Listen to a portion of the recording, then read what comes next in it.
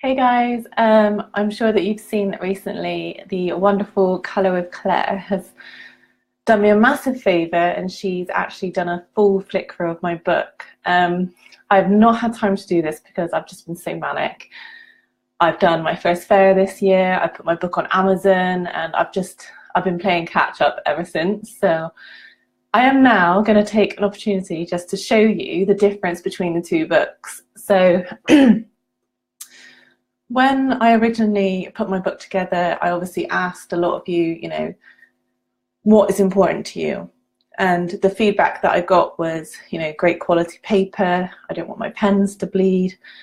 And that you don't really mind like paying a little bit more if the paper quality is good. So I went ahead and I published this one, which I know some of you have and you're very pleased with it. And I've really enjoyed having the feedback on this. It's just been phenomenal. But I do realise that some of you might like my artwork, and maybe if you're overseas in America or I don't know, Australia, the postage can just be an absolute nightmare. So that is why I decided to also publish on CreateSpace. And here we have the CreateSpace version.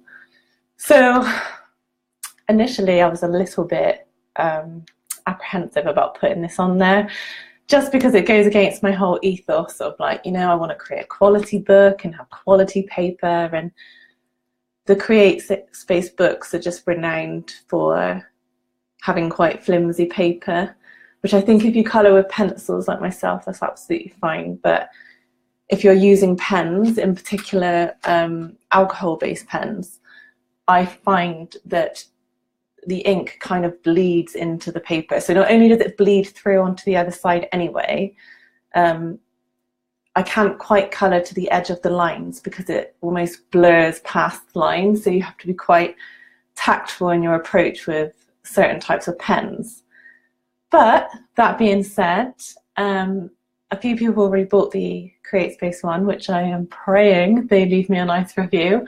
But I'm just going to show you the differences between them. So the most obvious one is probably the size.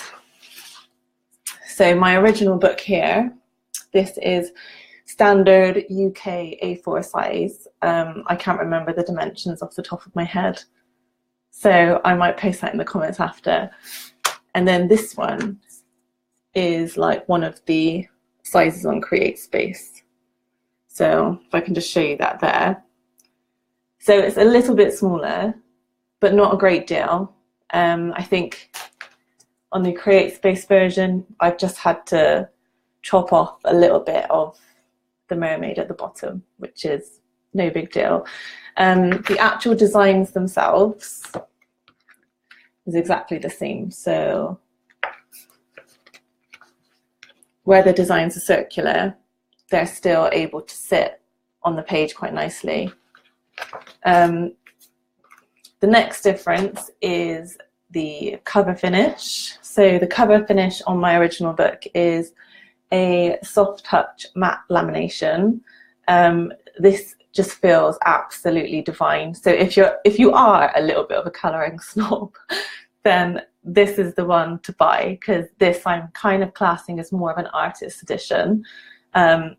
And it is the one that I'll be colouring as well. And then the CreateSpace one, I decided against matte and I went for the glossy finish, which with CreateSpace books, from my personal preference, the gloss ones feel a lot more higher quality. I've got a couple of matte books and they're still absolutely lovely, but I just think the gloss finish just gives it a bit more of a nice feel. And I'm definitely a paper snob, so I love the feel of like really nice books in my hands. The next biggest difference, as I mentioned in the beginning, is the paper quality. So on the Doodles from the Den one, which is my original one, sorry, on Etsy, just messed my words up, blah. This is 170 GSM uncoated recycled paper. So it's not brilliant white, but it's very, very close to white. And yes, pens do bleed through if you're using alcohol-based pens. So here's something that my friend was doing the other day when she came round.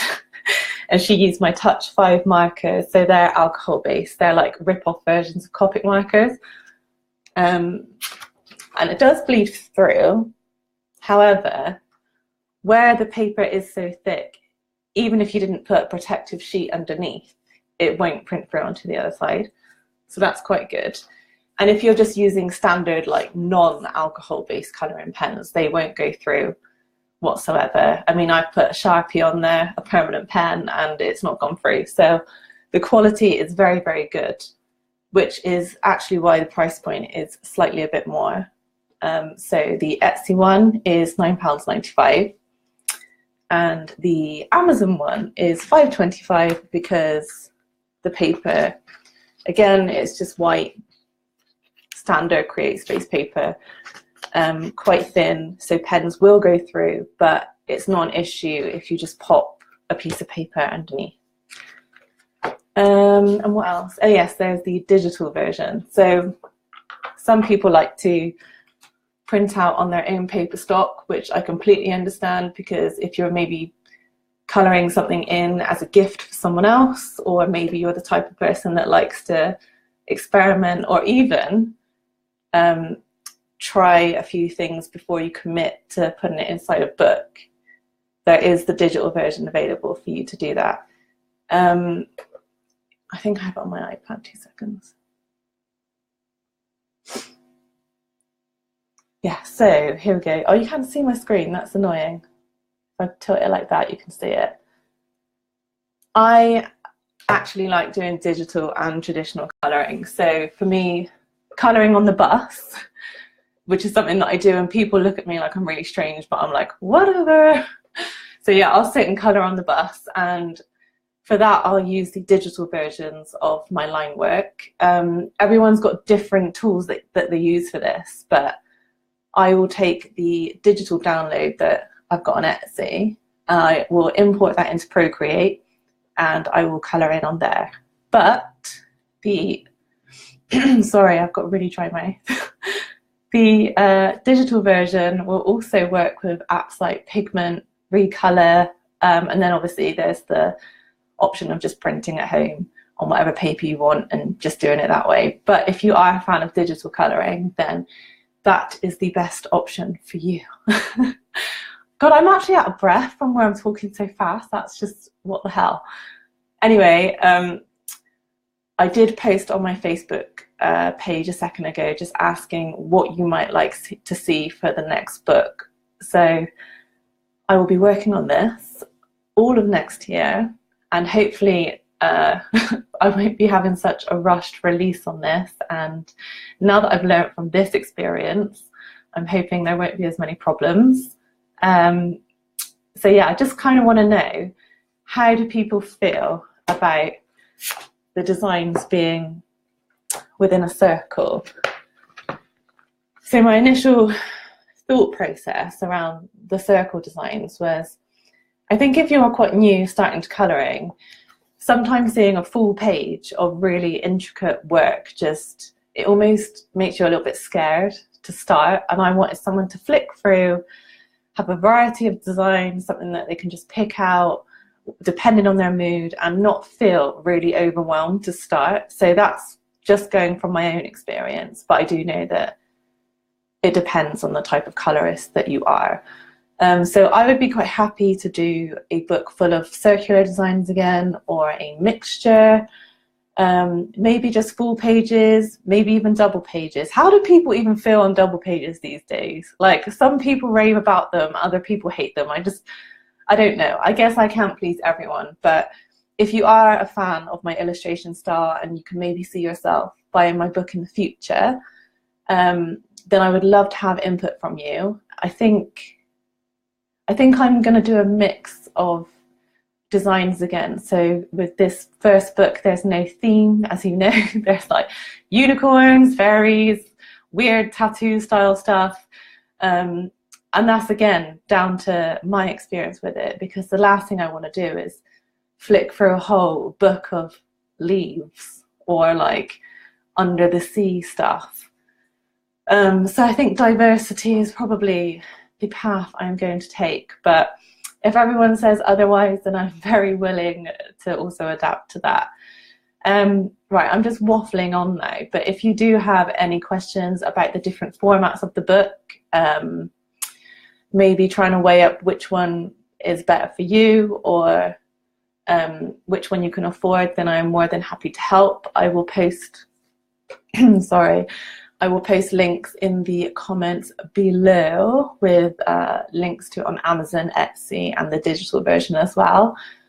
And if anyone has bought it from me already, I would just love it if you could go and leave me a review, because as an indie artist, especially because this isn't my full-time job, this is just like, it is a passion project for me. But obviously one day the dream is to just do it full-time, and every little review or a good bit of good feedback or positive comment just goes such a long way. So as ever, thank you so much for all your ongoing support, and if you can help me out by giving feedback on what you want for my next book, I will love you forever.